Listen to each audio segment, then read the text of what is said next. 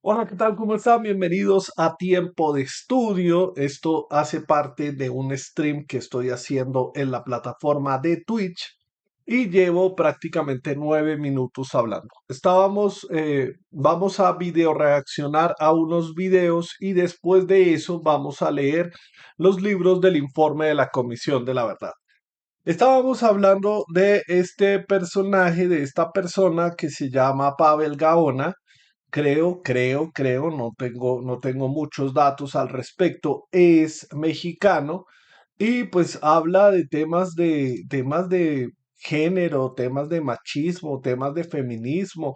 Hace reflexiones, incluso da datos sobre el comportamiento psicológicos. eh, por ejemplo, ayer estuvimos viendo en el tiempo de estudio de ayer eh, este caso de Epstein y la psicología detrás del caso de Epstein. El tema es que estaba contando antes de poner a grabar que Pavel Gaona en este video muestra un fragmento de un tipo que dice sentirse heterosexual, que dice es heterosexual, pero que se ha acostado con 50 o 100 hombres, ¿no? Y entonces el tema es que muchos comentarios de hombres dicen, no, pues usted se ha acostado con hombres, es homosexual, usted es gay, etcétera, ¿no? Y entonces, pues yo estaba viendo ahí la información y escuchando a Pavel Gaona y pues Pavel Gaona dice un par de cosas que me llamaron mucho la atención, ¿sí? Por el tema de la comunidad LGBT, ¿no? La comunidad LGBT y el tema de hombres y el tema de mujeres y el ser hombre, ser mujer y todas, bueno, etcétera. Entonces vamos a ver el video. Obviamente el video tiene un par de censuras porque, o sea, pues él disminuye el volumen de su voz cuando habla de sexo, cuando habla de un hombre penetrando a otro hombre. Yo no utilizo ese lenguaje, o sea, así como sale, así como, o sea, creo que estos temas hay que hablarlos, ¿no? Obviamente, yo sé que puede existir la posibilidad de que allá afuera haya un niño o una niña prácticamente que esté viendo mi contenido. Yo no tengo acceso a quién específicamente ve mi contenido. Por eso pongo una advertencia en mis streams que dice que los temas tratados aquí son delicados. ¿Sí? Pues siento que son delicados porque pues son temas de adultos, entre comillas, ¿no? De adultos. Y sin embargo, pues si eres un niño o una niña y tienes, o un adolescente y tienes una inquietud o tienes una pregunta al respecto de lo que acabo de decir, pues me gustaría, sí, primero te recomiendo que no veas el contenido, sí, o sea, porque sí, o sea, no te gusta saber de estos temas, pues puedes cambiar de contenido, puedes ver a tu streamer favorito, puedes ver a otra persona. Pero si decides ver este contenido, me gustaría que lo vieras en compañía de un adulto, ¿no? Incluso invitar al adulto a pasar tiempo contigo, ¿no? Y entonces, cuando yo hablo de estos temas, trato de hablar de estos temas de manera seria y con todo el respeto que merece estos temas. eh, y creo que es necesario que la sociedad los discuta, que es necesario que la sociedad los comente, ¿no? Tenemos que dejar el tabú ahí afuera de que hombres sienten atracción por hombres. Tenemos que dejar el tabú de que mujeres sienten atracción por otras mujeres. Tenemos que dejar el tabú o dejar de ver la, la situación como un problema, por ejemplo, alrededor de la familia, ¿no? Proteger a la familia heterosexual, cisgénero, entre hombre y mujer e hijos, y saber que la familia se puede ver de múltiples formas, ¿no? Hay niños y niñas y adolescentes que tienen una mamá y otra mamá, dos papás, etcétera. Tenemos que dejar de ver eso. Sí, obviamente, obviamente, eh, como en todo tema, existen personas que son las que hacen las cosas mal. Entonces, la intención, o sea, no tenemos que ocultar la realidad, ¿sí? Tenemos que discutir y hablar de la realidad, ¿sí? Y no solo en temas de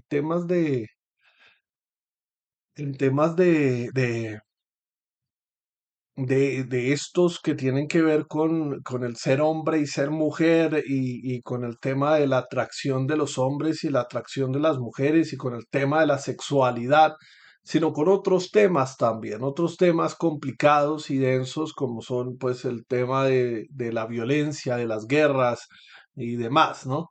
Obviamente se sabe que allá afuera existen muchas personas que hacen las cosas mal, o sea, que son violentos, que utilizan a los niños, que manipulan, etcétera, sí, toda esa vaina. Pero la opción no es ocultar esa información para que los niños no sepan, sino para que los niños también, niños, niñas y adolescentes, de acuerdo a su edad, ¿sí?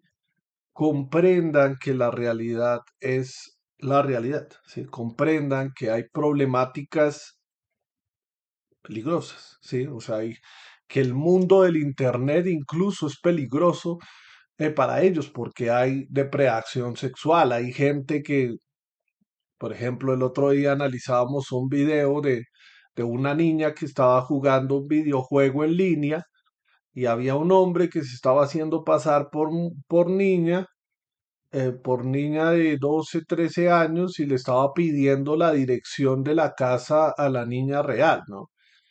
Y pues el tema aquí es que pues hay que proteger a los niños, ¿no? Saber que el mundo también no es color de rosa y una burbuja y estar en una burbuja que los protege, ¿no?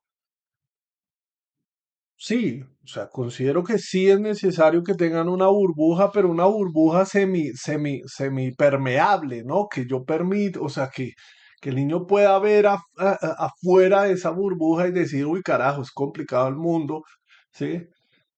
Todavía no, pero, pero sí, que pueda salir y ver y devolverse a su zona de protección y etcétera. Pero bueno, vamos a ver el video. Vamos a ver el video y lo comentamos ahorita. Comentamos parte de lo que me pareció a mí, me pareció bastante curioso escuchar esto que no sabía que existía y según Pavel Gaona, pues es más común de lo que es más común de lo, o sea, de lo que se pensaba, ¿no? Pero bueno, vamos a escuchar. Sí, y lo voy a seguir considerando toda la vida. Literalmente estuve con más de Sigues considerando heterosexual. La verdad es que estuve con más de 50 100 hombres, dice él. 50 hombres, o sea, Hoy vinimos a educar heteros. Y también uno que otro hochis absurdo que se anda riendo de ese video. Porque sí, si eres hombre y así te hayas metido con uno, 50 o hasta 100 hombres, eso no significa necesariamente que seas gay o bisexual. Pero primero vamos con la definición antes de que se ataquen. La homosexualidad es una orientación sexual caracterizada por la atracción emocional, afectiva y sexual hacia personas del mismo género o sexo.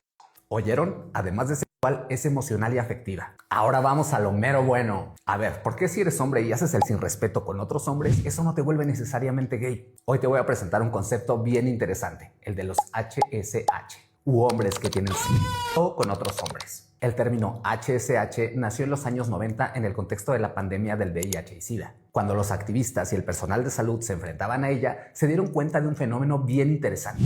Había hombres que si bien sostenían relaciones con otros hombres, no se consideraban necesariamente ni gays ni bisexuales. Algunos de ellos por el estigma que esas palabras traían, pero había otro grupo bastante especial que era el de los hombres trabajadores. Me choca hacer eso, pero el algoritmo, ustedes disculpen. Y que si bien muchos de ellos sí eran gays o bisexuales, había muchos otros que eran heteros y que veían este trabajo como algo meramente transaccional. Tú me das dinero, yo te doy y todos felices. Y después de una jornada de trabajo volvían a sus vidas heterosexuales, porque no sentían esa atracción afectiva ni emocional de la que hablamos al principio. Entender esas otras realidades hizo que la lucha contra el VIH y el SIDA se hiciera mucho más efectiva y llegar a poblaciones de riesgo que no necesariamente se asumían como gays o bisexuales. Este fenómeno, repito, no es nada nuevo. De hecho, incluso hay un género de no por que se llama gay for pay o gay por paga, en el que hombres heteros tienen relaciones con otros hombres meramente por dinero. Y es mucho más frecuente de lo que te imaginas. Hay muchas estrellas de cine para adultos que hacen contenido gay siendo heterosexuales, porque el mercado de contenido para adultos gay paga mucho mejor que el heterosexual. Simplemente son actores que hacen su trabajo y siguen con sus vidas heteros. Hoy, con la evolución y la democratización de las plataformas, muchos tienen sus páginas azules. Y aunque puedan tener un público y un contenido gay, pueden ser tan heterosexuales como tu papá. Perdona por la referencia turbia, pero es para que entiendas. Dime en comentarios tú qué piensas de esto. Yo soy Pavel Gaona. Hasta la próxima, gente pensante. Belgaona. Sí, o sea, las reflexiones del tipo, o sea, pues tienen que ver con diferentes temas. El otro día estaba hablando del caso de Epstein y la psicología detrás del caso de Epstein. Pero, o sea, voy a comentarles como mi primera reacción, ¿no? Mi primera reacción fue carajo, sí, o sea, hombres que les gusta que tener sexo con otros hombres. Pero el tema es que me llamó la atención ese tema de la definición de homosexual, ¿sí? La definición de persona gay homosexual, ¿no? Y el tema de que siempre, o sea, en la sociedad se ve el tema de lo sexual, ¿no? Pero la atracción no es, no es simplemente sexual, sino que la atracción también es emocional, ¿no? Emocional y qué? ¿Cuál era el otro? ¿Cuál era afectiva? No sé si son lo mismo afectiva o emocional, pero bueno. El tema es que hay otros elementos, ¿no? Hay otros elementos que están ahí, ¿sí? Que son importantes analizar, ¿no? Y cuando, o sea, yo, por ejemplo, tengo, o sea, una crítica con respecto a la comunidad LGBT, porque a mí, por ejemplo, personalmente me molesta que sea LGBTIQ más y yo no sé qué, que y que sea un número, un chorrero de letras para la caracterización de cada ser humano que siente atracción por otro ser humano, ¿sí? O sea, pensaría yo que, pues, o sea, somos seres humanos que nos gustan otros seres humanos, ¿sí? Independientemente de lo que sea. Pero entonces clasificarlos en esto, no, es que tú eres tal y tú eres aquello y tal, y eres este, tal, tal, tal, tal. Me molesta a mí esa clasificación. Pero, por ejemplo, no tenía ni idea que existían los hombres en los HSH, esa categoría, ¿no? Sí, hombres heterosexuales que les gusta tener, o que les gusta no, sino que hacen prácticas sexuales con otros hombres y no necesariamente sienten una atracción por los hombres, sino que el mercado o prácticamente los trabajadores sexuales, en este caso hombres, ¿sí? Cuyos clientes son hombres, pues obviamente pues lo ven como un trabajo, no lo ven como una, sí, como un tema afectivo, ¿no? Es como las mujeres, las mujeres trabajadoras sexuales, ¿no? Lo ven como un trabajo, ¿no? Tienen relaciones sexuales y sí, se dicen cosas, supongo yo, que se dirán cosas en la relación sexual, pero pues obviamente hay un dinero de por medio que hace que esto no sea de un común, o sea, si es un común acuerdo, en el caso de yo te pago y tú recibes ese dinero por tener relaciones sexuales, sino el tema de que no hay un compromiso afectivo, emocional, ¿no? No hay un compromiso emocional. esa trabajadora o trabajador sexual no me quiere, ¿no? No siente algo emocionalmente por mí, ¿sí? Sino que está prestando de alguna manera su cuerpo para tener relaciones sexuales y ya, sí, punto, sí. Entonces, pues fue interesante, o sea, fue interesante ver el video de Pablo Gaona para entender y saber que este grupo de personas existen en la realidad. Primero eso. Y segundo, un tema de la misma historia, ¿no? En los 90 había un tema, había una problemática bastante grande con respecto al VIH, ¿no? Al VIH, ¿sí? Al tema del SIDA, ¿no? Había toda una problemática, había gente que se estaba muriendo, ¿sí? Y la población homosexual fue estigmatizada, tanto así que todavía debe existir algún hombre o alguna mujer que dice, "Ah, es que los homosexuales transmiten el SIDA y toda esa vaina", ¿sí? Y no entender que pues ese virus prácticamente pues, se transmite de relaciones sexuales, heterosexuales, homosexuales, lo que sea, ¿no? Y por ejemplo, hubo muchas teorías al respecto del origen del VIH, que estuvo creado en el laboratorio, que era relaciones sexuales con animales, que era yo no sé qué. Algunas serán ciertas, otras serán falsas, pero bueno. El tema es que sucedió una pandemia, ¿no? Y pues el personal sanitario pues tenía tenía de alguna manera descrito eh, quién era la población en riesgo, la población homosexual, los hombres que tenían relaciones sexuales con los hombres, pero sentían una atracción, tenían parejas de hombres y con hombres y demás, ¿no? Pero el tema viene siendo que me parece muy interesante y es que en ese momento empiezan a identificar una población que no necesariamente es homosexual, o sea, no necesariamente es homosexual, por ejemplo, en el sentido afectivo, ¿sí? Sino, por ejemplo, el trabajador sexual. Hay un hombre heterosexual que tiene una familia, que tiene hijos, que vive con su familia, esposa e hijos, y de vez en cuando le gusta tener relaciones sexuales con hombres, ¿sí? O sea, allá cada quien, ¿no? Y no necesariamente esa persona se identifica como, no, yo soy homosexual o bisexual. Simplemente, pues no, sí, me gusta tener relaciones sexuales con hombres, punto, ya. Entonces, poder identificar esa población, porque al identificar esa población también se identifica a otras personas que están en riesgo, por ejemplo, la esposa de esta persona, ¿sí?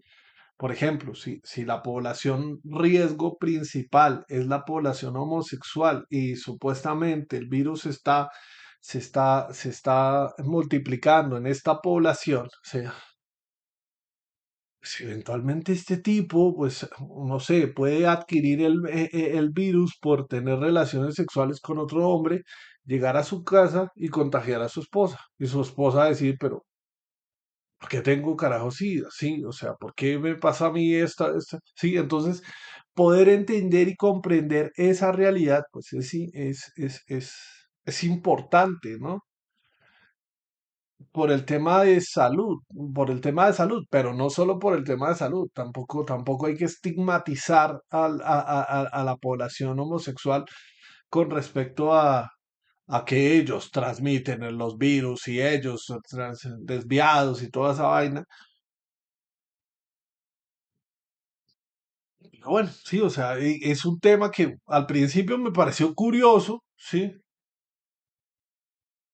O sea, al principio hasta me reí, yo dije, güey, pucha, ¿cómo es posible que haya hombres que les gusta eso? Sí, o sea, pues allá ellos, sí, o sea, pero, pero tenaz, ¿no? O sea, yo personalmente solo siento atracción por mujeres, afectiva, emocional, sexual, lo que sea, sí, o sea, a mí me gusta ese tipo de, pues, las mujeres, ¿no? Tengo ahí como mi cosito, o sea, como mi vaina ahí, será una mujer trans y toda esa vaina, sí, sería muy raro, sí, o sea, por las, pues, en fin, eso no tiene nada que ver, pero bueno, o sea, pero me gustan las mujeres. Pero es interesante, ya podemos borrar este video y entonces, cambiando de tema y hablando de otro tema totalmente diferente que tiene que ver con filosofía, que tiene que ver con los pobres, la pobreza, sí, otro tema, ya cambiamos de tema, del tema de hombres y el sexo que tienen con otros hombres, etcétera, ya cambiamos ese tema.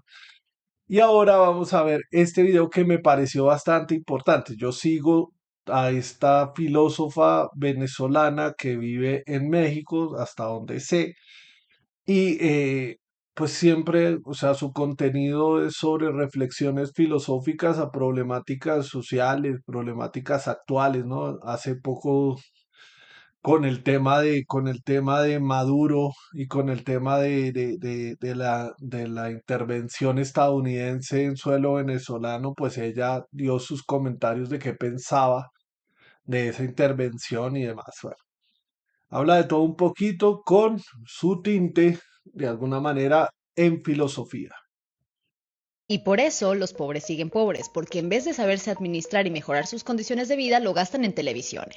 Y bueno, o sea, dice eso porque pues se puede ver aquí, incluso se puede ver que el piso no está como pavimentado, no sé, sí, pero pues se compran un televisor enorme, sí, o sea, tener un televisor enorme antes de hacer prioridad en el suelo, sí, sí, entonces, pues dice ese comentario, ¿no? Y ahora la explicación.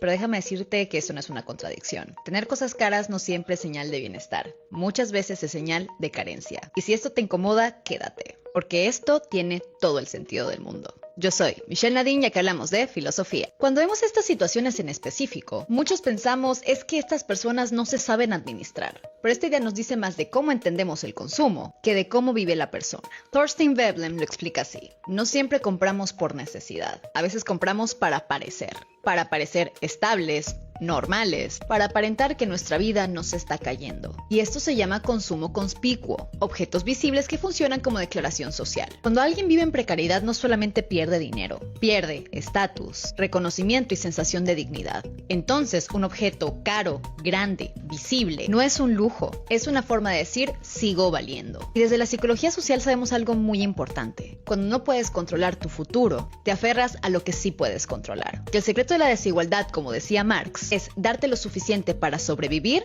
pero no lo suficiente para cambiar tu estatus socioeconómico. Y ahí es cuando los objetos dejan de ser solo objetos y se vuelven un refugio emocional, porque te distrae, te calma, te da rutina y te permite no pensar por un rato. Por ello, esto no es irresponsabilidad, no es ignorancia, es supervivencia emocional. Cuando todo es inestable, el presente se vuelve urgencia. Porque el problema no es que las personas en precariedad tengan cosas caras. El problema es un sistema donde la dignidad solamente parece posible a través de lo que puedes comprar. Y por eso los pobres siguen pobres. Entonces, pues la reflexión me pareció interesante porque yo recuerdo cuando estaba en la universidad y ya las prácticas universitarias y el tema de ir a contextos, de contextos en la ciudad, a barrios vulnerables, barrios donde no hay acueducto, donde no hay, donde escasean los servicios, donde las edificaciones, los edificios son pues prácticamente eh, en obra gris, ¿sí? Y entonces recuerdo que una compañera, ¿sí? Llegó y me comentó, no, ¿qué tal? Que fuimos a tal barrio y entonces, no, que es escandaloso, que es impresionante, que yo no sé qué, qué tal, ¿sí? Que viven de esta manera y no están viviendo de esta manera y Ah, pero sí tienen para pagar el servicio del internet, porque todos tenían su recibito de internet, incluso tenían grandes televisores y yo no sé qué, ¿sí? Y entonces, claro, yo nunca había pensado o en ese momento no recuerdo qué fue lo que le dije a ella o si le dije algo, ¿sí? Pero siempre me había quedado ahí como la duda de, oiga, sí, ¿no? Tiene como razón, ¿sí? O sea, ¿por qué carajos tienen, o sea, en vez de invertir, por ejemplo, no sé, en otra cosa, invierten en el celular? Hace poco, por ejemplo, una persona que iba en un carro particular por la vía, se dio cuenta de que el reciclador, incluso creo que yo comenté eso acá, sin tener el conocimiento de lo que acabo de ver, ¿no? El reciclador tenía un celular iPhone 17, 18, 20, lo que sea, ¿no? El iPhone que estaba en ese año, el iPhone, el último iPhone, ¿no? Entonces la persona en su carro particular como copiloto, si era como era la copiloto, graba la escena y ve que el tipo lleva su carreta con las manos, ¿sí? Eh, y pues, o sea, pucha, ¿no? O sea, en vez de pensar en esto y aquello y en mejorar su condición, o sea, dejar de ser reciclador, pues tiene un carro, ¿no? Tiene un carro, no tiene o tiene un celular, ¿no? Y no recuerdo cuáles fueron mis comentarios al respecto, sí, o sea, creo que dije en ese momento, pues, él es libre de comprarse el celular que quiera comprarse, sí, o sea. Pero, por ejemplo, no había visto el trasfondo filosófico, el trasfondo teórico, ¿no? Teórico académico, ¿no? De por qué, o sea, la razón por la cual psicológicamente también, filosófica y psicológicamente, se compran esas cosas. Cómo funciona ese celular en ese caso, ¿no? O sea, cómo funciona el celular en ese caso. Estatus, sí, posición, sí, o sea, sí, puedo, o sea, soy reciclador, pero tengo mi iPhone 16. Usted no tiene su iPhone tal. Puede que lo esté pagando prácticamente a cuotas y puede que esté, sí, pero lo tiene, ¿sí? Y usted no lo tiene, sí. Y pues claro, en una sociedad que tiene prácticamente un tema de desigualdad bastante grande, ¿sí? O sea, de desigualdad bastante grande, en una sociedad donde la desigualdad es enorme, ¿sí? Y donde la población pobre, pues, está de alguna manera sobreviviendo, pero sobrevivo de manera cómoda, ¿no? O sea, no soluciono mis problemas estructurales porque el sistema no me permite solucionar mis problemas estructurales, pero tengo objetos que me dan cierto estatus que si el vecino no tiene un televisor de último modelo, ni el televisor grande, ni la pantalla enorme, ¿no? No lo tiene, yo sí lo tengo. ¿Sí?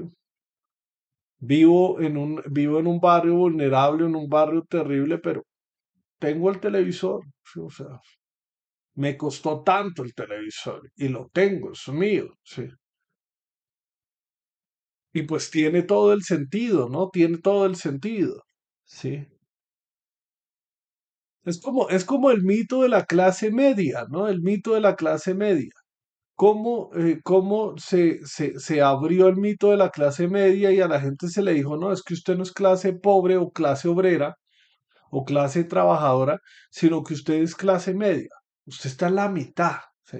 Entonces, claro, como está en la mitad, no se junte con esa clase obrera, que pues esa clase obrera, pues, ¿no?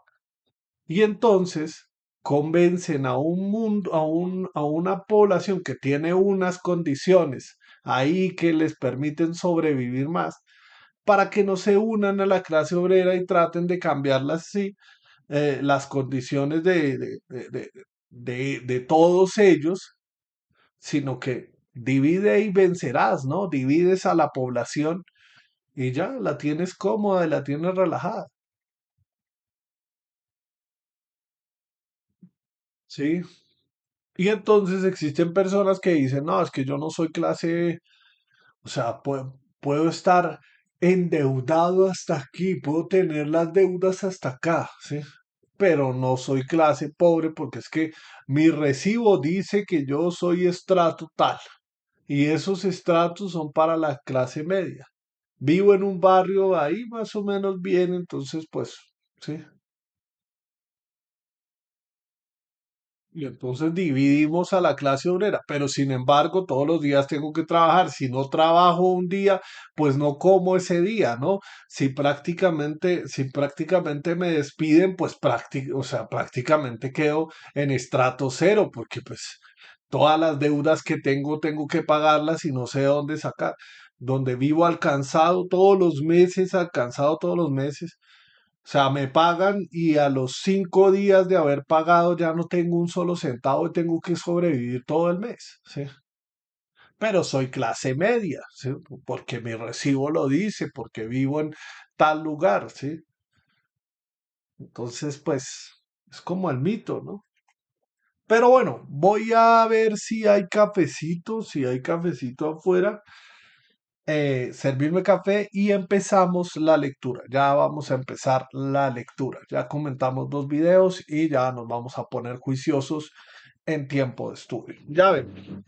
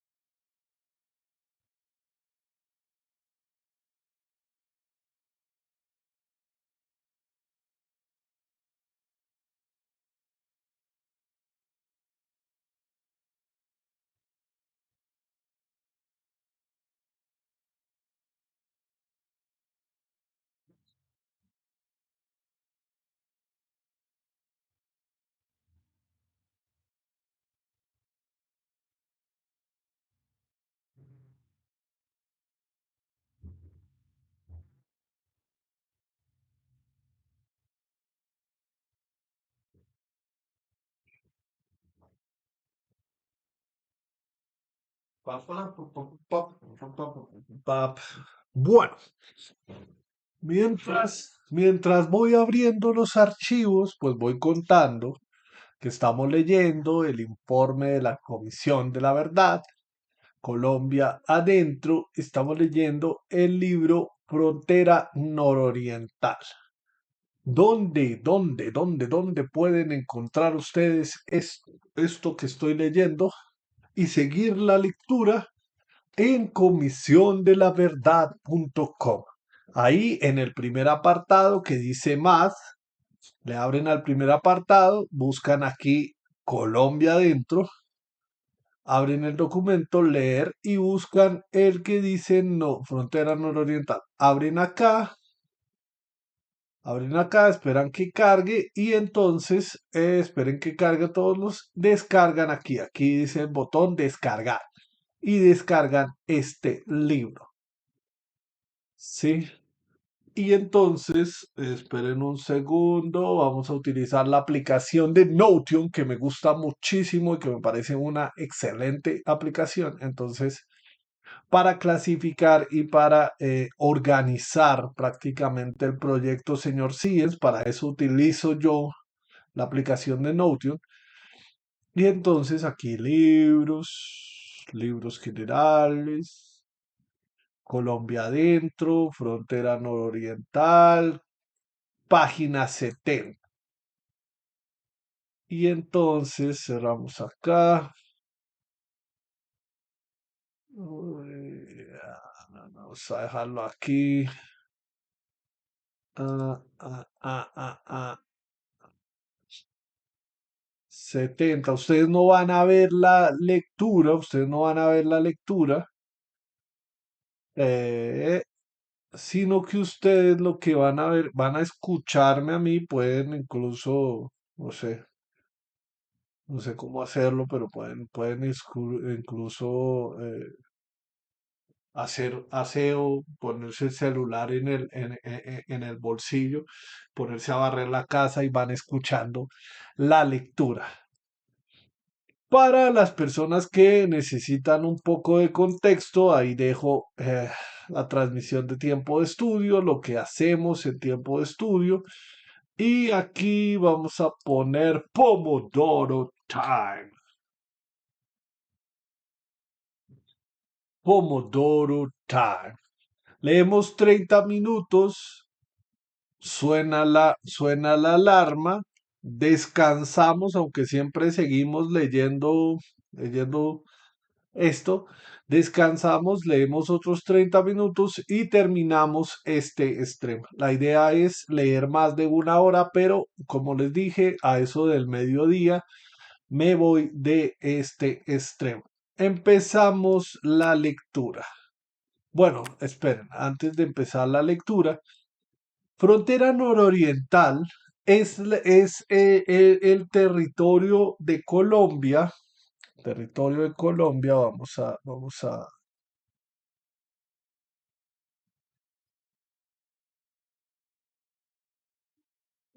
a buscar Google Maps. Antes de que aparezca mi casa. Estoy en Bogotá, la ciudad de Bogotá, ¿sí?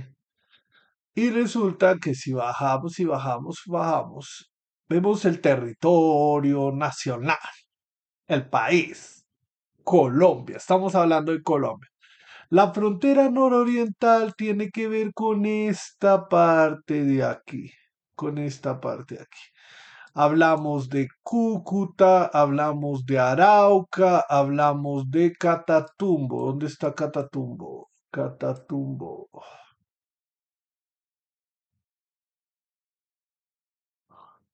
Siento que Catatumbo está por esta parte de arriba. No, no está por esta parte de arriba. Siento que Catatumbo está por esta parte de abajo.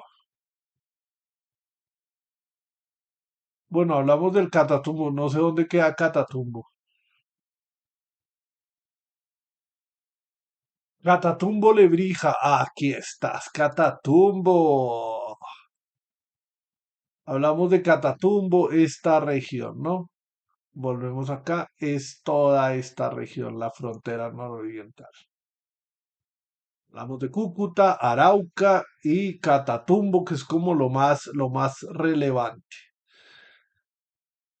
Y estamos leyendo qué fue lo que pasó en esa región específicamente a lo largo de los años. Vamos en la página 70 y ahora sí vamos a empezar a leer.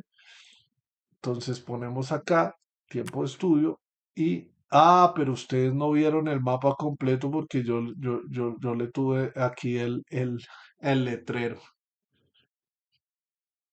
Ah, lástima. Bueno, después tengo que mejorar ahí el tema de mostrar las cosas. Pero bueno, vamos a leer. Dominio guerrillero sobre el territorio y estigmatización de la población.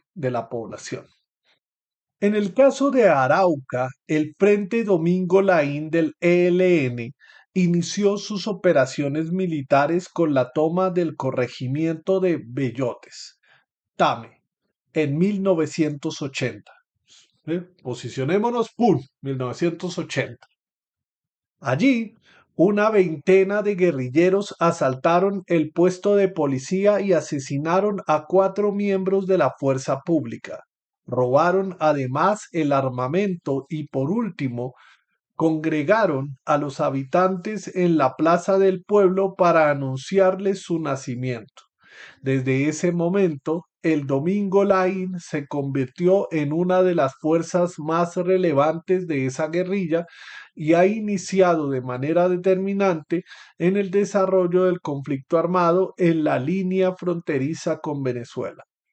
Particularmente en Arauca, el Frente Domingo Laín se nutrió del apoyo popular se nutrió del apoyo popular, pues contaba con redes locales numerosas y una fuerte capacidad de organización comunitaria. Así lo resumió ante la comisión un dirigente político local. Desde su fundación a finales de los 70 hasta la fecha, sus comandantes han sido de la región. El ELN ha sido muy regionalista y eso le ha garantizado que conozca como la palma de la mano el departamento y todo lo que se mueve en el departamento. Siento que esto ya lo leí, pero bueno. La clase política, la clase empresarial, la clase comercial y todos los sectores. Entre las redes de apoyo consolidadas por el ELN estaban algunos miembros de las organizaciones sociales y dirigentes políticos. Particularmente el Frente Domingo Laín es el resultado de las luchas campesinas articuladas a la ANUC en el incumplimiento de los acuerdos de los paros cívicos y el desarrollo del proceso progresivo contra la población por parte de la fuerza pública. El frente se expandió hacia el Sarare, en Saravena, otro Fortún, Tame y Arauquita. La consolidación del ELN en el territorio se afianzó tras la determinación de esta guerrilla discutió en 1983 en la Reunión Nacional de Héroes y Mártires de Anori, cuando se propuso doblar su presencia en el territorio nacional siguiendo la ruta del oleoducto Caño Limón Coveñas. El oleoducto Caño Limón Coveñas, si usted escucha la historia de Colombia, siempre están atentando contra el oleoducto Caño Limón Coveñas. O sea, le ponen una bomba, se riega petróleo y bueno, sí, porque esta región es una región petrolera. Sí, es importante tener en cuenta que es una región petrolera. La envergadura del ELN en Arauca condujo al establecimiento de un código de conducta mediante el cual el grupo armado regulaba la vida cotidiana de la población. Así se convirtió en la autoridad en diversas partes del territorio y como lo anota un habitante de la región, había cabida para el debate. Pero igualmente, si no se cumplía su ley, había muerte. Esta guerrilla actuó de forma parecida en norte de Santander, donde hizo presencia en municipios del Catatumbo como Teorama, Convención, El Carmen, Jacari, San Calixto y la zona rural del Tarra.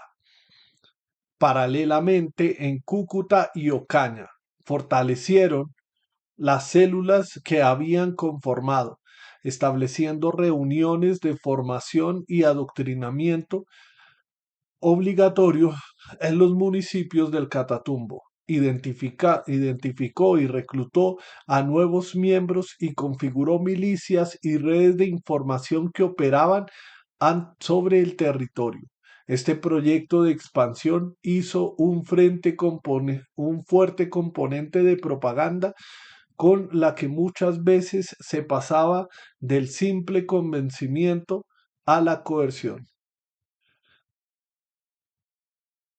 Los trabajos de masas del ELN se expresó en reflexión política, participación en movilizaciones y protestas, en ocasiones apelando al recurso de la intimidación, difusión y mensajes a través de los periódicos que en algunas veredas era de compra obligatoria, así como un intento de lograr interacciones directas con líderes de sindicatos y organizaciones campesinas. Estos últimos configuró una injerencia directa de la guerrilla que en las demandas y apuestas organizativas, lo cual produjo rechazo y temor por parte de la población en que los procesos y aspiraciones fueran apropiados por este. Pero más allá del discurso y su control social, el ELN siguió mostrando su carácter belicista mediante varias acciones, como la toma del municipio de Convención, norte de Santander, el 31 de enero de 1979. Allí, un grupo de 60 guerrilleros sacó la caja agraria y el banco cafetero, afectando la estación de policía del municipio. Las guerrillas obligaron a los policías del lugar a bajar la bandera nacional para, en su lugar, izar la bandera del ELN. La población aún recuerda que un civil fue asesinado en el enfrentamiento con la fuerza pública, que se extendió durante toda la noche. Una vez los habitantes salieron de la región, se encuentran con las casas destrozadas y la pérdida de los bienes y negocios. Tras esta toma, la fuerza pública abandonó el lugar y las autoridades civiles quedaron solas. En Arauca, las acciones violentas fueron más intensas. El Ejército Nacional hacía presencia en el territorio con la séptima división del Ejército Nacional, a la que en 1984 se uniría el Grupo de Caballería Mecanizado, número 18. El general Gabriel Reseins Pizarro. Las guerrillas confrontaron a la fuerza pública y participaron en 36 acciones bélicas contra el ejército y la policía. El ELN fue responsable de 27 de estos ataques entre el 79 y el 88. El año de mayor acción bélicas por parte de la guerrilla del ELN fue en el 87. Se ejecutaron 10 acciones, dos de estas en Arauquita, tres en Saravena, cinco en Tame. Un militar entonces se desempeñaba como teniente en Arauca, recuerda el poder del ELN y las acciones sobre la fuerza pública. Si yo llegaba a Saravena, tenía que hacer todo un esquema de seguridad para salir, porque si usted salía, lo mataban. Si necesitaba salir a comprar elementos de aseo, usted tenía que salir con todo el pelotón a comprar elementos de aseo. Si necesitaba ya usted llamar por Telecom, usted tenía que ir allá, sacar turno y asegurar Telecom para poder llamar, o si no, le pegaban un tiro. Ya en ese momento, cuando yo llegué en el 84, ya Saravena era un municipio totalmente del ELN. El ELN fue responsable de más de la mitad de los asesinatos perpetrados en Arauca, de un total de 294 personas asesinadas en la intendencia. Esta guerrilla fue responsable de 89.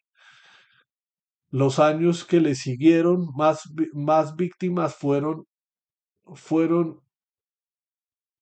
yo siento que esto ya lo leí, pero más víctimas fueron en 1984, 1985, 86 y 88. El ELN definió en sus dos primeros congresos, el 86 y el 89, una estrategia dirigida a atacar los pilares de la economía nacional, entre los que se encontraba, por supuesto, la infraestructura petrolera de la región.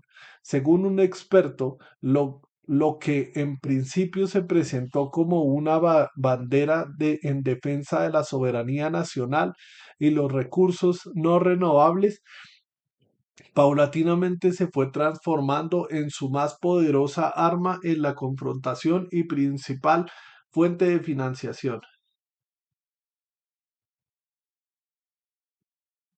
Por su parte, el Frente Libardo Moro Toro del EPL llegó a norte de Santander y comenzó a operar a partir de 1981. Esta guerrilla que surgió en el 67 y fue influenciada por el Partido Comunista Marxista-Leninista, captó nuevos militantes en la región. Muchos de ellos se incorporaron a esta estructura porque simpatizaban con el Partido Comunista Marxista-Leninista. Habían participado en las protestas sociales de la década del 70 en Ocaña y Cúcuta y además se sentían parte de la generación revolucionaria.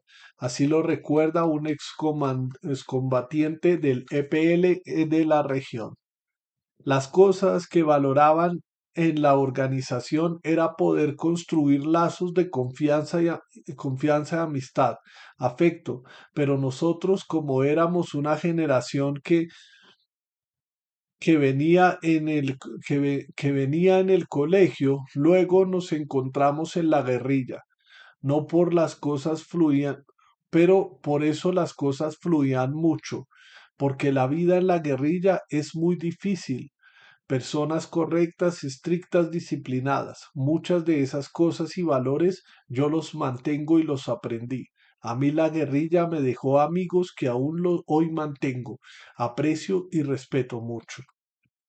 El EPL se presentó discursivamente en el departamento como protector de las comunidades antes la expansión de las multinacionales petroleras. En el descubrimiento en 1983 del yacimiento de Caño Limón en Arauca, las multinacionales buscaron expandirse e instalar más campos petroleros en norte de Santander. La guerrilla quiso impedirlo, así lo recuerda un líder social de la región. Decían que ellos no dejaban entrar al Catatumbo las multinacionales porque ellos de una u otra manera, pa bien o pa mal, habían hecho presencia y que si eso se daba hacia el futuro, era más pobreza porque llegaban y lo sacaban y sacaban lo poco o mucho que había. Hablaban de que tenían la experiencia de otros departamentos en otra parte donde seguían la misma pobreza, el mismo abandono. Pero esta guerrilla implementó también otras estrategias que le permitieran acercarse a la población.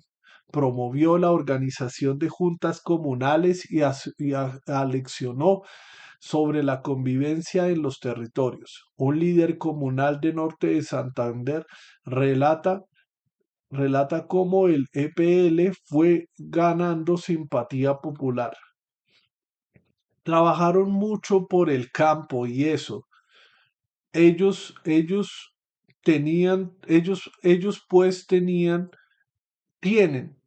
en ese tiempo muchos contactos con los alcaldes, digo yo, de los municipios, porque ellos entraron en diálogo con los gobiernos para que se hiciera esas carreteras, la electrificación, digamos. Digamos que ese tiempo lo que más ellos trataban era de hablar con las comunidades, de que de que se cuidara uno al otro, que no fueran a haber conflictos en cuestión de ladrones, de gente que entrara así rara. Pero en ese tiempo no, así que uno dirigía que ellos mandaban en uno para nada, en uno para nada.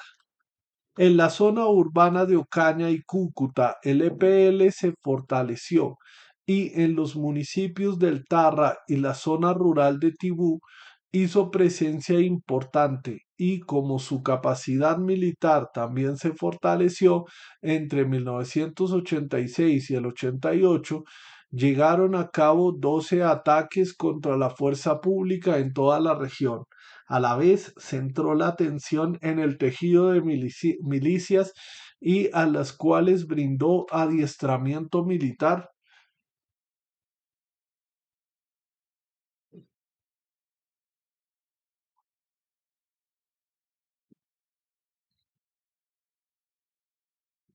Adiestramiento militar para apoyar labores de inteligencia y acciones violentas.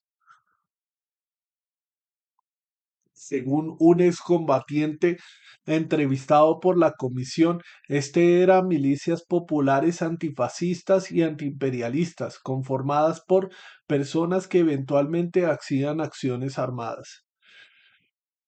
Las milicias crecieron y pronto se transformaron en estructuras que dejaron una estela de muerte en el territorio. No solo dieron no solo dieron rienda suelta a las extorsiones, sino que también iniciaron una campaña sangrienta contra todo aquel que no simpatizara con sus ideas. La situación llegó a tal punto que el EPL tuvo que intervenir para contener su brutalidad y articularlas como lo narra un excombatiente. Entonces empezaron a ocurrir muchos asesinatos de líderes comunales, muchos secuestros, muchas extorsiones a nombre de esas milicias. Entonces Partido Comunista Marxista-Leninista, que comenzaba a reconocer la importancia del derecho internacional humanitario y el EPL comenzaron a desarticular esas milicias. Recuerdo tanto que la del Catatumbo, cuando llegó a la zona, reportaba el asesinato de unas 70 personas, líderes comunales la mayoría de las veces, pero al parecer tenía una consigna de que él, que no quería vincularse al partido, era un enemigo y el enemigo había que darlo de baja. Y a muchos civiles se les asesinó en estado de indefensión. Por su parte, las FARC ya habían echado raíces en la región para finales de la década de los 80 y conseguido el apoyo de nuevos militantes oriundos de este territorio, al igual que sucedió en lo que otros dos grupos insurgentes, hubo quienes se vincularon a esta guerrilla con afinidades ideológicas, pero también muchos otros lo hicieron con una manera de esquivar sus precarias condiciones de vida, pues la guerrilla les garantizaba unos mínimos de subsistencia, entre estos la alimentación. Recuerdo cuando me fui a las FARC, me fui por voluntad propia. Nosotros éramos muy pobres, muy pobres. Vivíamos ahí en la vereda, cerca de Arauquita. Uno veía cómo sufría la gente. Un día me levanté muy temprano, estaba oscuro todavía. Me preparé un tinto, que era lo único que había. Cogí mis cosas y me fui. Avancé, miré hacia atrás, pero seguí.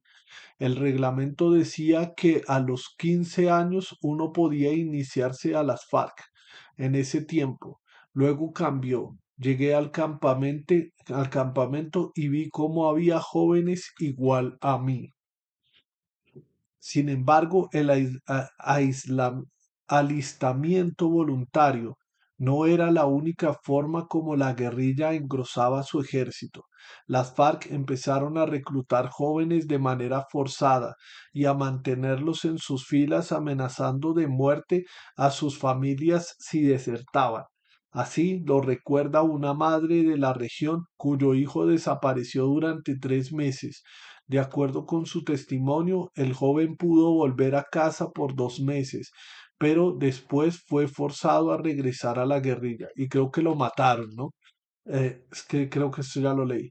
Mi hijo dijo, no, mamá, me toca irme porque si yo no me voy, la consigna, la consigna es que llegan y matan a toda mi familia. Entonces, quiera o no quiera, me toca irme, obligado.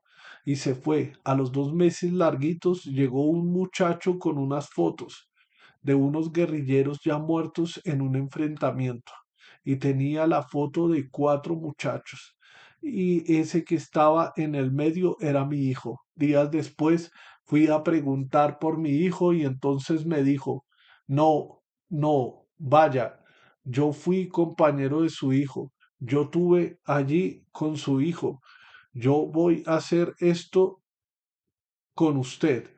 Por ser buena gente, yo quiero que usted se quede aquí.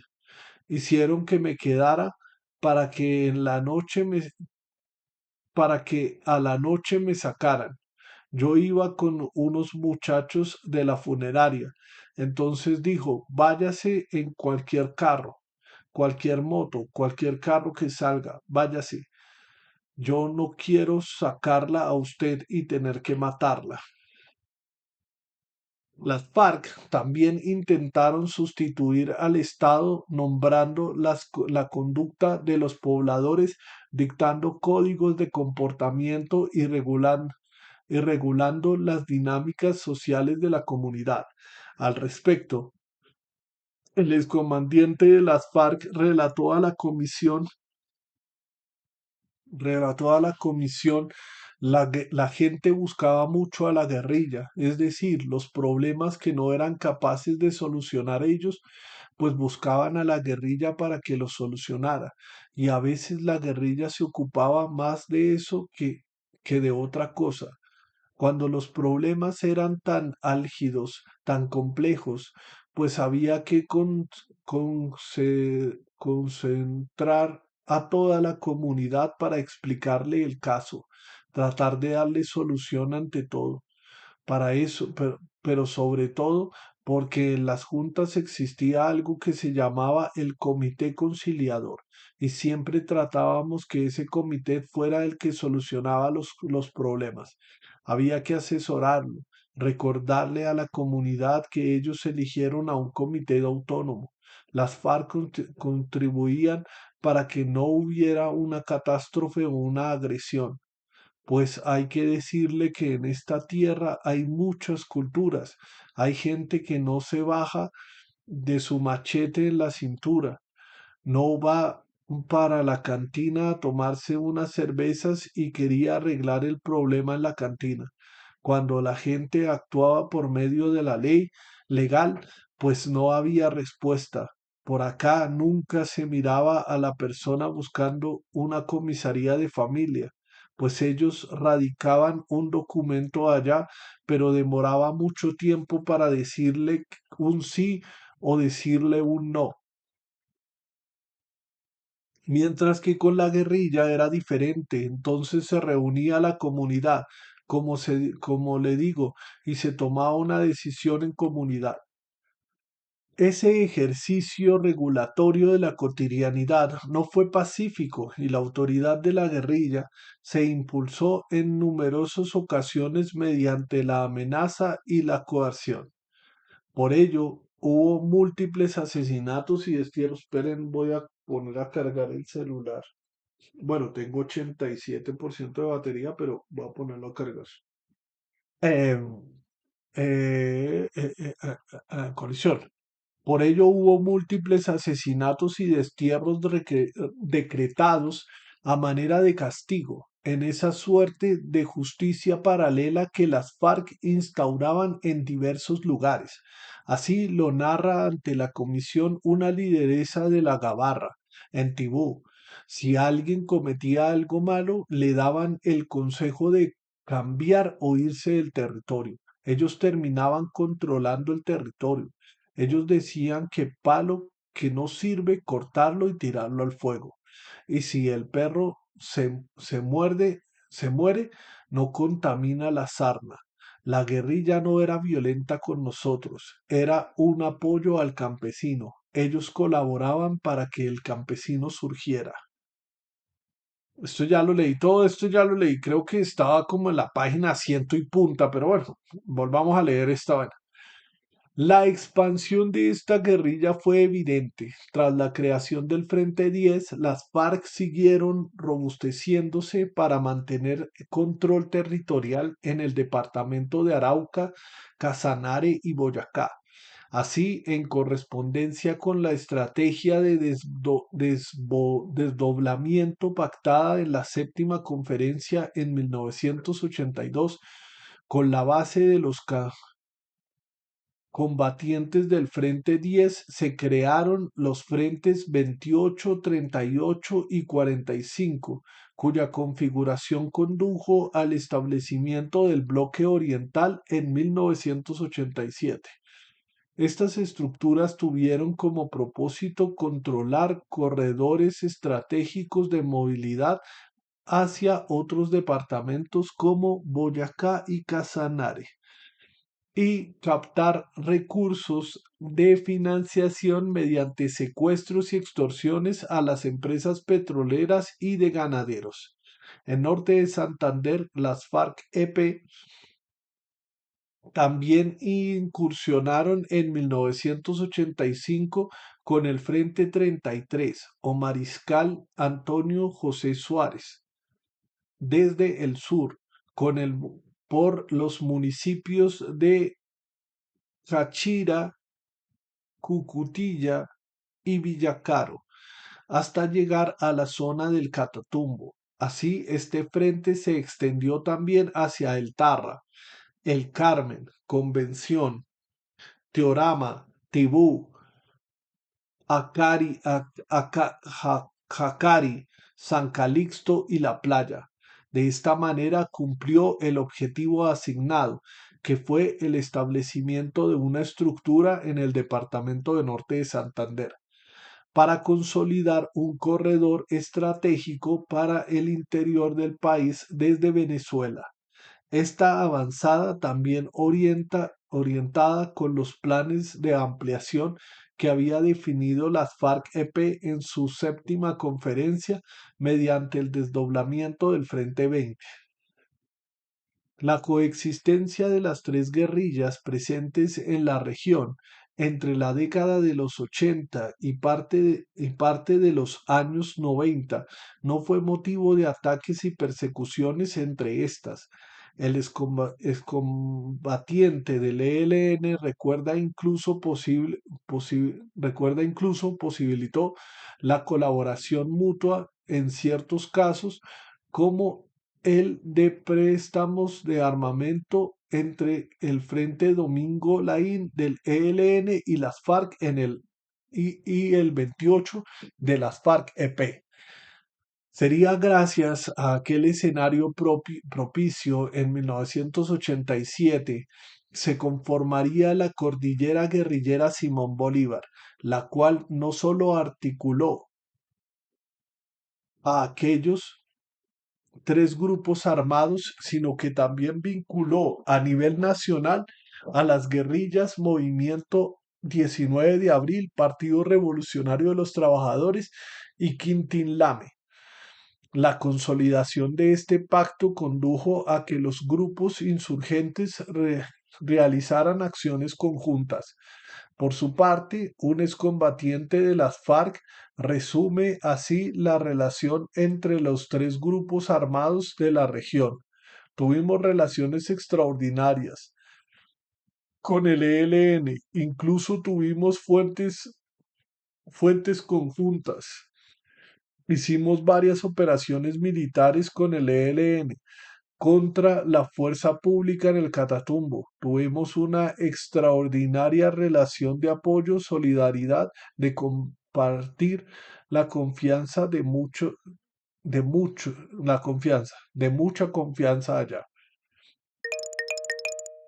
Y vamos a dejarlo ahí. Vamos a poner un temporizador de 15 minutos para hablar. Ay, tengo un granito aquí. Para hablar del tema. Uy, ¿qué pasó? Ahora, del tema. Eh, Ya esto lo había leído, ya muchas cosas digo, esto ya lo leí, pero pues no importa, ¿no? Volvimos a la lectura, habíamos dejado un tiempo atrás la lectura, pero lo que me parece interesante y llamativo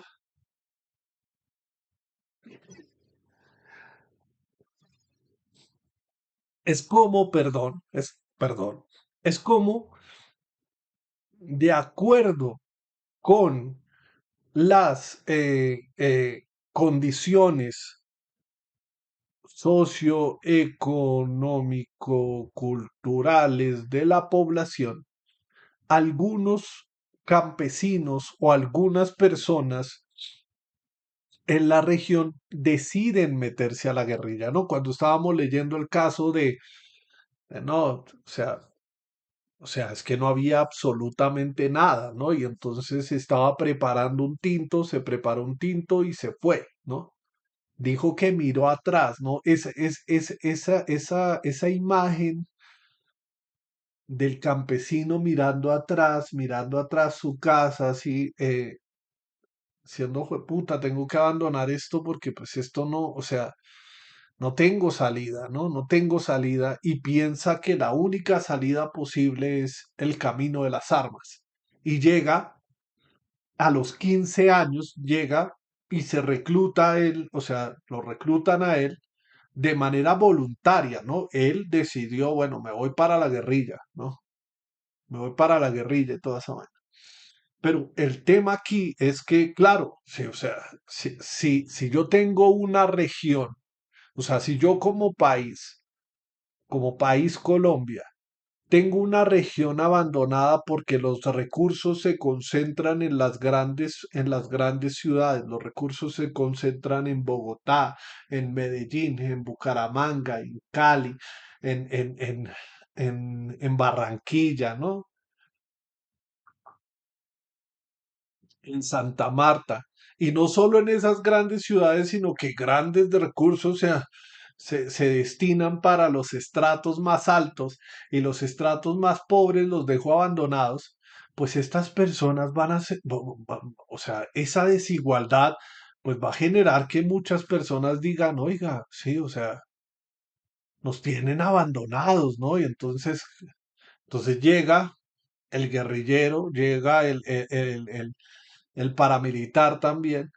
Y no, mire, si usted se mete a la guerrilla, si usted se mete al grupo paramilitar, le vamos a dar un sueldo de tanto.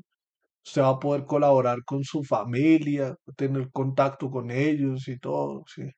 Les va a poder dar una platica adicional a ellos no les va a faltar nada porque yo les voy a dar, sí. Y claro, el país representado en el Estado colombiano, pues no hace eso, sino que lo hace la guerrilla. Lo hace, sí, que lo convence a través del discurso. Le dice, no, luche por la igualdad, luche por esto, luche por aquello. Sí. Y pues si el Estado prácticamente se va de la región, esas personas quedan vulnerables a que cualquiera trate de convencerlos. Y claro, llega el joven que dice, pues si yo aquí en esta región no tengo un colegio, ¿sí? Para educarme, ¿sí? Sino que tengo es hambre, ¿sí? Y si allá me van a dar comida, pues yo prácticamente me voy a ir donde esté mejor, ¿no? Entre comillas, mejor. Entonces, todo este reclutamiento forzado y supuestamente voluntario, ¿sí? Voluntario. No es tan voluntario, es porque el hambre está hablando por uno. Porque claro, o sea, tengo hambre, sí. Mi familia tiene hambre. Mi comunidad tiene hambre. Y pues este grupo guerrillero me dice que me va a provisionar todo lo que el Estado no me provisiona, pues yo me voy al grupo guerrillero. Y lo que dice también es importante. Yo tengo amigos, o sea, yo tengo amigos en las guerrillas, ¿no? Dice el testimonio de uno de esos excomandantes, excombatientes de la guerrilla. Yo tengo amigos, a mí me enseñaron orden, ¿no? A mí me enseñaron la doctrina militar, me enseñaron a pararme temprano, a hacer las cosas, ¿sí? Contribuir con mi grupo, ¿no? Proteger al otro, porque es que el otro es mi compañero, es mi camarada, él también me protege a mí, ¿no?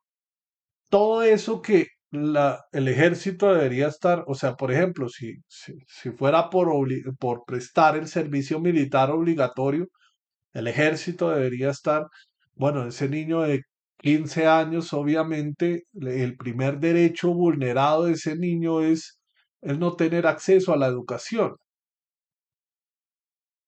sí, o sea, no tener acceso a la educación. Pero entonces todo esto, sí, o sea, todas estas cosas, o sea, o sea, como que lo ponen a uno a pensar, ¿no? Porque claro, siempre voy a poner el mismo ejemplo. El político de derecha o el político de izquierda, más de derecha que de izquierda, ¿no? El político de izquierda te va a decir, no, es que el problema son las guerrillas. Hay que bombardear los campamentos guerrilleros.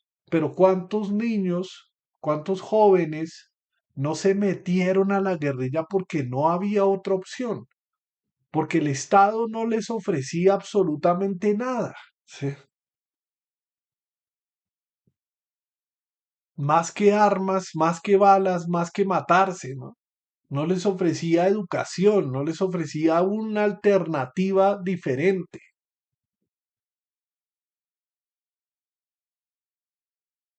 Y claro, los niños son sujetos de especial protección, ¿sí? Los niños y los adolescentes. Pero si el Estado vulnera sus derechos porque es que no construye el colegio, sino que el colegio lo construye la guerrilla, y desde las ciudades, desde las principales ciudades, la gente dice, oiga, ¿no? Se supo, es que la guerrilla construyó el colegio, hay que tumbar ese colegio, sí. Hay que tumbar ese colegio porque es que fue financiado con el narcotráfico. ¿Cómo es posible que el colegio haya sido construido por, pero no se preguntan, hey, ¿hace cuánto el Estado no invierte recursos en la comunidad para construir el colegio, para mejorar la cancha, para mejorar el ambiente escolar? ¿Hace cuánto no se invierte en educación para llevar hospitales a las regiones? Sino que lo único que se lleva a las regiones es presencia militar, ¿sí? Y eso, porque según el relato que estábamos escuchando, el ejército se fue de la región. Y era una zona controlada principalmente por los por los paramilitares o los guerrilleros, por los grupos armados ilegales. Y entonces, todo este ejercicio de psicoeducación que estoy tratando de hacer es para que usted, ahorita en marzo, cuando lleguen las votaciones, ¿sí? No vote por el congresista prácticamente que le está diciendo, nada, yo voy a llevar solamente militares a la región.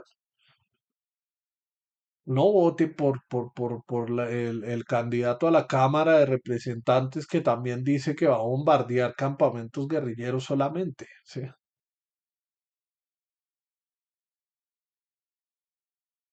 Creo que ahorita no son elecciones para gobernadores y esa cosa, o no sé, sí.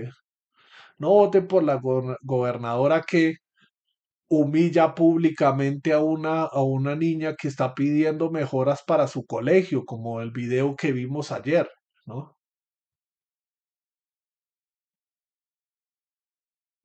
Sí, o sea, no vote por aquel que le vende más guerra, sí, o sea, más guerra no.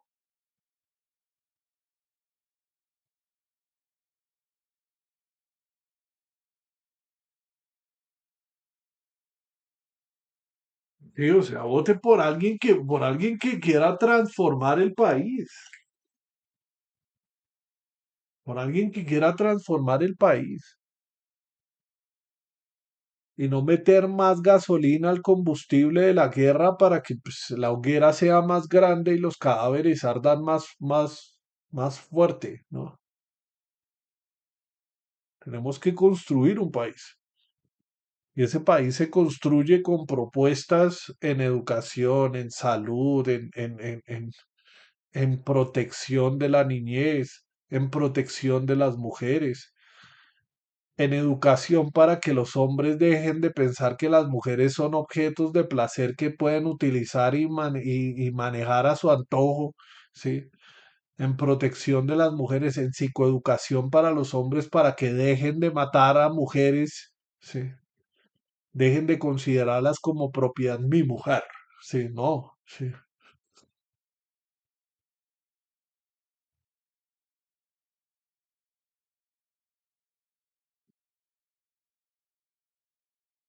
Pero entonces, o sea, leer todo esto, porque pues claro, o sea,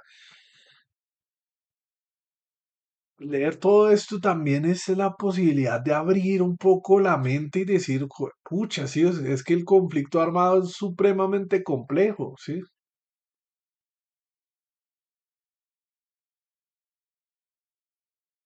Las multinacionales también, ¿no? Reflexionar sobre las multinacionales y el papel que juegan las multinacionales en el territorio colombiano.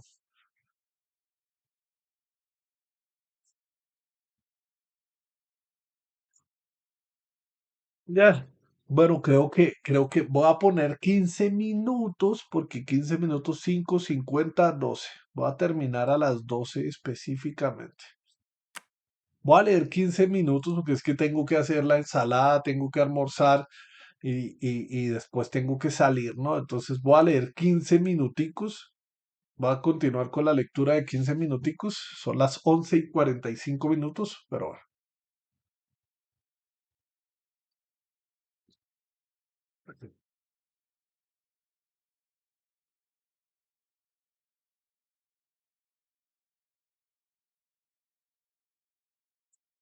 La coincidencia en el modo de operar de las guerrillas se extendieron a las formas de ejercer la violencia. Solo en norte de Santander entre el 79 y el 88, el ELN asesinó a 75 personas, mientras que las FARC cometieron 20 asesinatos y el EPL 12. En Arauca, en ese mismo lapso, el ELN asesinó a 91 personas y las FARC a 55. El año de mayor número de hechos violentos fue el 85, cuando cometieron 35 asesinatos, seguido por 86 cuando el número de víctimas fue 32. Otro punto en común fue la manera abusiva y violenta en la que derivó su ejercicio de autoridad. Uno de los testimonios que escuchó la comisión ilustra el cambio en las relaciones entre la guerrilla, particularmente las FARC-EP, y la población civil. Otros mataron porque ya las personas en ese tiempo a- echaban a tomarse sus tragos. Estaban por ahí a sabotear mucho la gente. Entonces les tocaba irse, los desaparecían, pues porque a ellos, a la guerrilla, no les servía eso.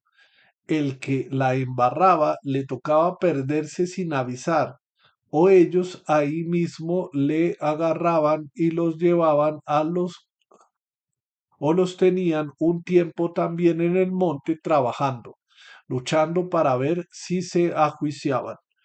Con el tiempo, las relaciones entre combatientes y civiles fue cambiando y el temor se impuso. El punto de los habitantes tuvieron que soportar en silencio los excesos y se vieron obligados a interactuar con los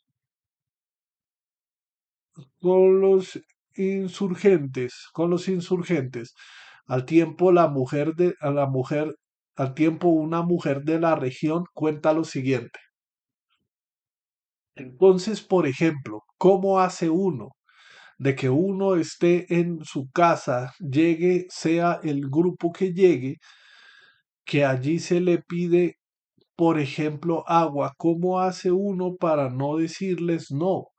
O uno decirles sálganse o no me pasan por acá. O sea, uno no tiene como esa posibilidad, aunque uno esté en el sitio en que eh, el sitio que es de uno no tiene esa autoridad porque se arraiga uno, independientemente del que llegara, pues como podía uno defenderse, no lo podía hacer, o no lo podía uno hacer. La obligación de aceptar la imposición y requerimiento de los grupos insurgentes condujo a que la población civil pronto se viera atrapada entre dos adversarios, la fuerza pública y la guerrilla, pues se comenzó a señalar a personas como colaboradores de uno u otro bando. Una lideresa social lo explica así. La simpatía de las guerrillas con la comunidad se vio en una presencia militar dominante no estableció el orden, en una presencia militar dominante que estableció el orden.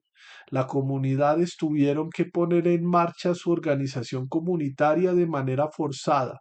Algunos tuvieron que obedecer a las malas y aliarse con ellos, la guerrilla, si no querían ser asesinados o desplazados. Para ese entonces la confrontación se daba entre la guerrilla y el ejército, y las amenazas que le hacía a la población civil provenían supuestamente participaran en alguno de los grupos siendo informantes o colaboradores. Los civiles se vieron inmersos en un ambiente hostil.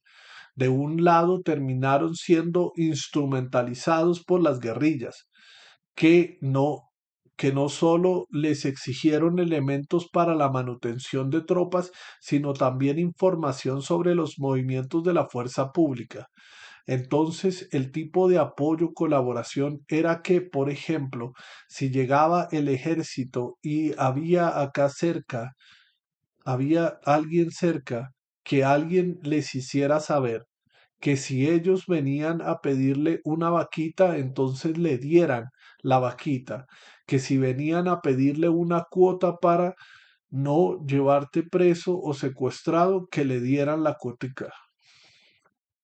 De otro lado, también fueron estigmatizados por el ejército, situación que tenía antecedentes desde los movimientos de los 70 y los señalamientos provenientes de este empezaron a incrementarse peligrosamente, como la cuota, como la cuenta de miembros de asojuntas. Llega la ley del batallón y si lo encuentran a uno reunido con estos señores, los guerrilleros, lo primero que dicen es que uno es colaborador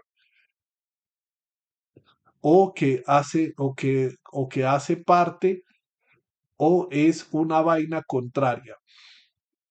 Por eso fue que se presentaron, digo yo, malos entendidos, porque ellos, la guerrilla, se presentaba a las reuniones de los comunales, pero ellos no eran invitados. Yo no sé, ellos querían información o algo y llegaban el ejército y parte que fuera del gobierno y decían, no, lo que pasa es que los presidentes de la junta tal, y eso era contrario, porque ellos se metían a la fuerza a poner cuidado, que era el problema de una comunidad. Un líder social político de Arauca también se refirió a esta estigmatización en el testimonio que dio ante la comisión. En el año 84 el Ejército Nacional comenzaba a hacer presencia en Arauca, en especial en Panamá de Arauca, poblado del municipio de Arauquita, pero con esta estrategia totalmente equivocadas, arremetiendo a la población, acusando que todo el pueblo era guerrillero, incluido el inspector de policías. Toda la población le tenía miedo al ejército y a la policía. La gente presenciaba las agresiones contra la población civil por parte de la policía y el ejército. asesinaban a sangre fría y delante de todo mundo. Y el problema finalmente, voy a dejarlo acá. Voy a dedicar estos 6 minuticos a hablar. Y el problema mismo de que no se encuentra prácticamente un aliado en las fuerzas militares, sino que las fuerzas militares estigmatizan a la población. Sí, estigmatizan a la población. Entonces, claro, llega uno y al escuchar todas estas cosas, al escuchar los falsos positivos, al escuchar lo que hacen en las comunidades, al escuchar todo esto, y uno dice, no, pues los militares también son unos hijueputas, ¿sí? Y entonces, ¿qué? O sea, la guerrilla me estigmatiza a mí como población civil de que yo soy colaborador del ejército, el ejército me estigmatiza a mí que yo soy colaborador de la guerrilla, los paramilitares me estigmatizan a mí, y la población civil que nada tiene que ver en el conflicto armado empieza a ser parte del conflicto armado y está en la mitad. Está con un arma apuntando aquí, otra arma apuntando aquí, otra arma apuntando aquí, otra arma apuntando aquí. Sí. Y, o sea, el tema es fuerte, ¿no? El tema es fuerte. Pero bueno, vamos a hacer una cosa. Tengo que salir, o sea, tengo que almorzar y tengo que salir, ¿no? Ya les dije para dónde voy. Bueno, a veces me entra la paranoia, y yo dije, pucha, estoy leyendo el informe de la Comisión de la Verdad, a alguien puede no gustarle que yo esté tratando este tema, y bueno, o sea, me entra la paranoia de algo malo me va a pasar, ¿no? En algún momento, pero bueno, no puedo vivir presa del miedo y tengo que superar ese miedo, nada malo me va a pasar. Yo pienso que el mundo a mí me protege, entre comillas, ¿no?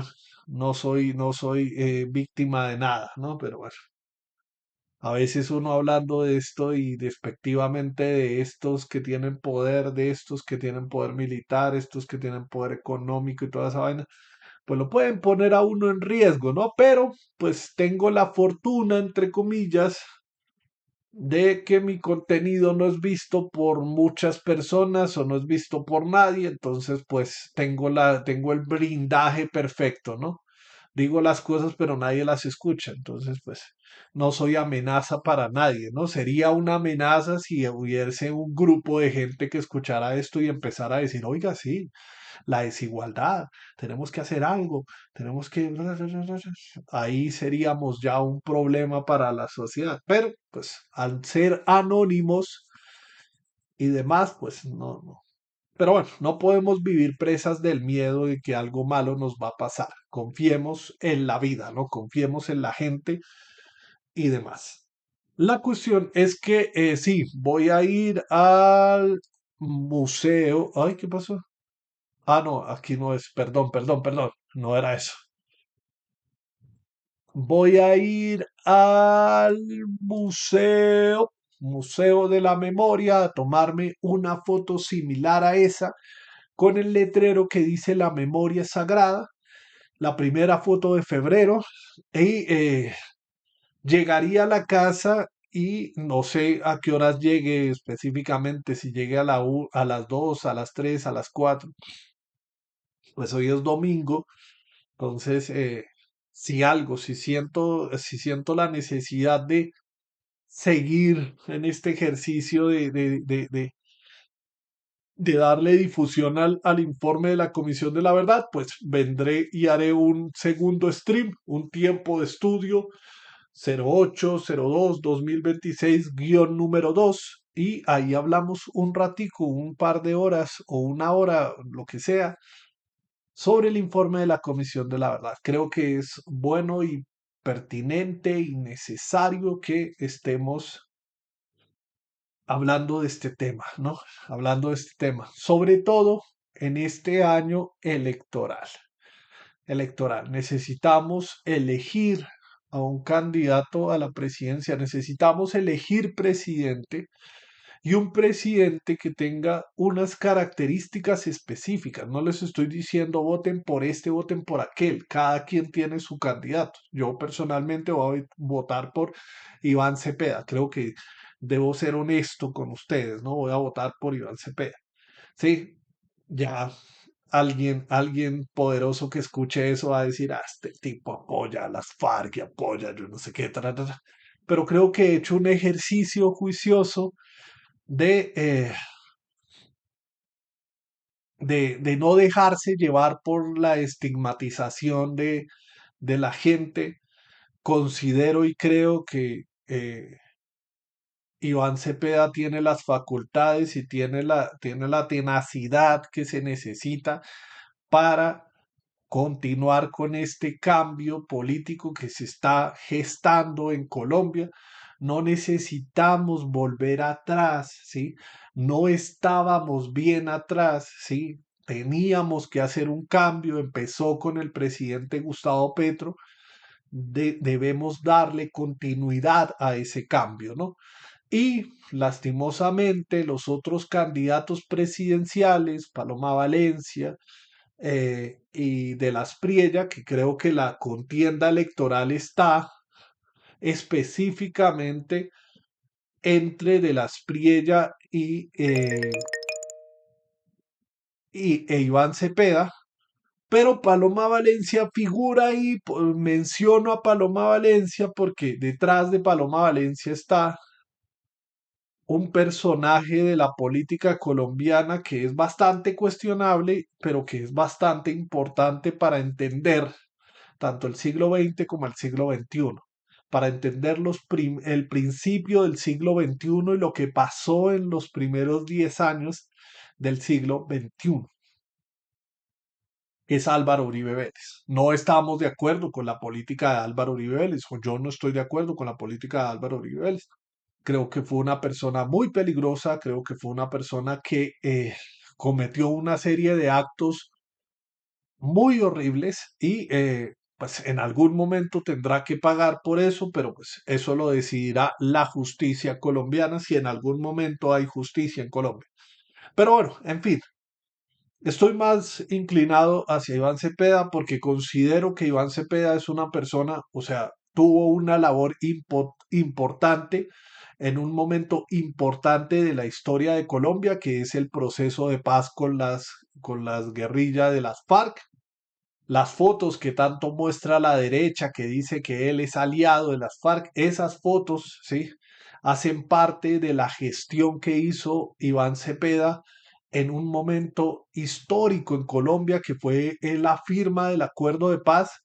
Y creo que la política de él, ¿sí? No he escuchado mucho sus discursos, pero creo que la política de él es mucho más bueno, vamos a sentarnos y dialogar, vamos a construir país, ¿no? No necesitamos un firmes por la patria que haga apología al militarismo y que nos venda la idea de que estar firmes con la patria es fortalecer al ejército. El ejército es importante, las fuerzas militares son importantes, etcétera, pero no es lo único que necesita el país. El país requiere cambios estructurales y cambios fundamentales, y esos cambios se dan con intervención social, con intervención educativa, con intervención psicoeducativa, ¿sí? Y con presencia en las regiones, no solo militar, sino presencia de instituciones en salud, educación, ¿sí? La protección de la niñez, la protección de los niños, niñas y adolescentes, la protección de las mujeres, etcétera. Y creo que Iván Cepeda refleja todo eso que necesita el país y no los otros candidatos. Esto también es una oportunidad, ¿no? Una oportunidad de que esos otros candidatos escuchen este discurso y hablen de otras propuestas distintas, ¿sí? No se niega la posibilidad de que de alguna manera, de alguna manera participen en la contienda política y no lleguen a ser presidentes, independientemente de la persona que llegue a la presidencia, aquí estaré yo 4 años, espero, 4 y 8 y 10 y 20 años estaré aquí, ¿sí? Usando mis redes sociales para hacer control político al político que llegue. Es decir, que tenga simpatía con Iván Cepeda y que si Iván Cepeda llegue a ser el presidente de la República, no quiere decir que me cruce de manos y entonces deje que Iván Cepeda haga lo que se le dé la gana, ¿no? Sino que haga lo que se le dé la gana con respecto, o sea, que haga lo que se le dé la gana, pero trabajando por el pueblo colombiano, trabajando por los colombianos, ¿sí? Y bueno, en fin, voy a dejarlo aquí. Muchísimas gracias por ver este contenido. Si en algún momento de sus vidas se encontraron con él, por mi parte, no es nada más. Nos vemos pronto.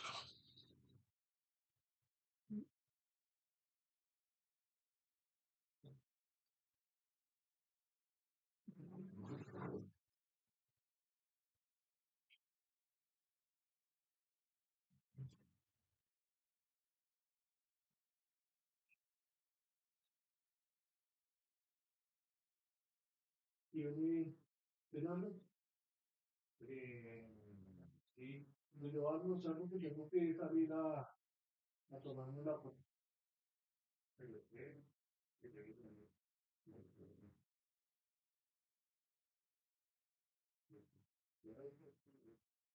Ah, bueno, ahorita. No he hecho nada porque estaba dejando de aprender y pues estaba feliz. Ah, bueno.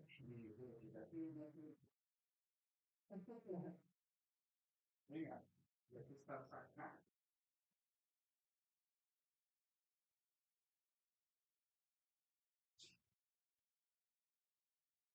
Ay, bueno, ya que ahorita. Ay, gracias, tío. Voy saliendo ahorita. Listo.